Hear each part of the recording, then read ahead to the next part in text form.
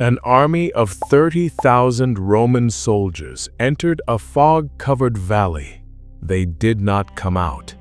On the morning of June 21, 217 BC, Consul Gaius Flaminius led his legions along the north shore of Lake Trasimene. They believed they were chasing Hannibal Barca. They were already inside his trap. In 217 BC, the Roman Republic was supremely confident, and it was terrified. The year before, Hannibal Barca did the impossible. He marched his army from Spain, over the Pyrenees, through Gaul, and across the snow-covered Alps into Italy. He had already defeated them twice. This was not an ordinary enemy. Rome raised more legions under two new consuls.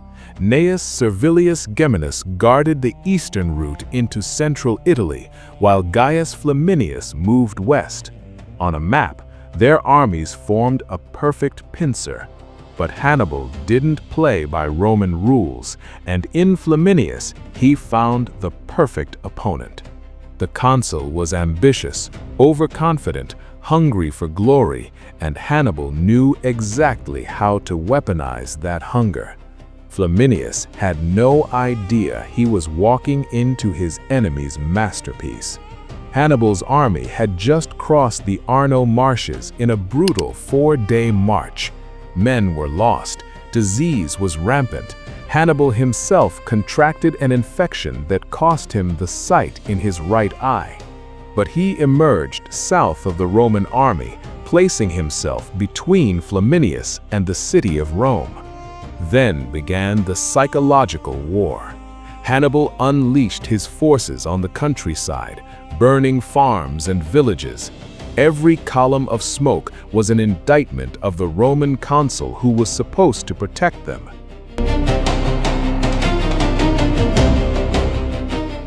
Flaminius could not endure the humiliation. Against the direct advice of his officers, he broke camp to pursue. He would not allow Hannibal to ravage Italy unchallenged. This was what Hannibal wanted. Hannibal led the chase to the northern shore of Lake Trasimene. The geography was a death trap. To the south, the swampy lake. To the north, steep wooded hills. The road was a narrow corridor with no escape left or right. The night of June 20th, he set his stage. A small veteran force positioned at the far end of the pass, visible bait. Decoy campfires on distant hills suggested his main army was miles away. In reality, they were hidden on the slopes above. Then, in darkness, Hannibal marched the bulk of his army onto the reverse slopes of the hills overlooking the road. His diverse army of Gauls, Spaniards, and Africans moved in disciplined silence. Cavalry and Gallic infantry hid near the western entrance to seal the pass. Light troops and slingers spread along the ridge. By dawn, the trap was set. On June 21st, a thick fog rolled off the lake, cloaking the shoreline. Visibility was a few meters. For Hannibal's men on the hills above, it was a perfect screen. For the Romans below, it was a blindfold. Flaminius ordered the march at first light. In his haste, he sent no scouts. His army of roughly 30,000 men entered the pass, not in a line of battle, but as a marching column several kilometers long. They were blind to the thousands of eyes watching from above. The last Roman soldier entered the defile. Hannibal gave the signal. His cavalry surged forward, blocking the western entrance. The trap was sealed. The slaughter began at the front. The Roman vanguard emerged from the fog and saw what they believed was Hannibal's army ahead. As they deployed, war horns sounded from impossible directions, their flank and their rear. History would remember this as the Battle of Lake Trasimene. It remains the largest ambush ever carried out against a standing army. Tens of thousands of Carthaginian soldiers descended from the hills. They crashed into the long exposed flank of the Roman column. The Romans were in marching order, not fighting formation.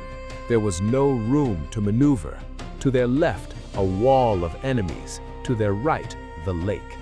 Standards vanished in the fog. No shield wall could form. Men died without seeing their killers.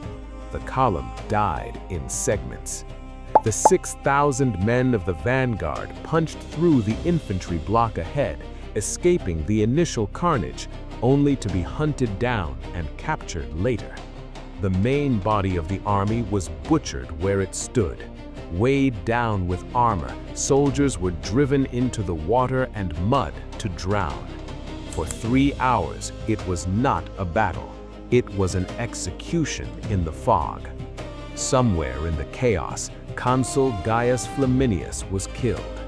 But Hannibal wasn't done. The other consul, unaware of the disaster, had sent his 4,000-man cavalry contingent as reinforcements. Hannibal's scouts intercepted them, and a few days after destroying an army, his forces ambushed and annihilated the cavalry contingent. When the fog lifted, 15,000 Roman soldiers were dead. Another 10,000 to 15,000 were captured. In a single morning, an entire consular army had been erased. Carthaginian losses were between 1,500 and 2,500 men. In Rome, rumors gave way to fact. A senior magistrate stood in the Roman Forum and made a simple announcement: "We have been defeated in a great battle." The city panicked. The Senate took the extreme step of appointing a dictator, Quintus Fabius Maximus. The Battle of Lake Trasimene was not a clash of armies. It was the controlled destruction of one. Hannibal used terrain, weather, and human psychology to erase a force without ever offering it a fair fight. The Roman soldiers never saw his enemy. They heard him, and then they were gone.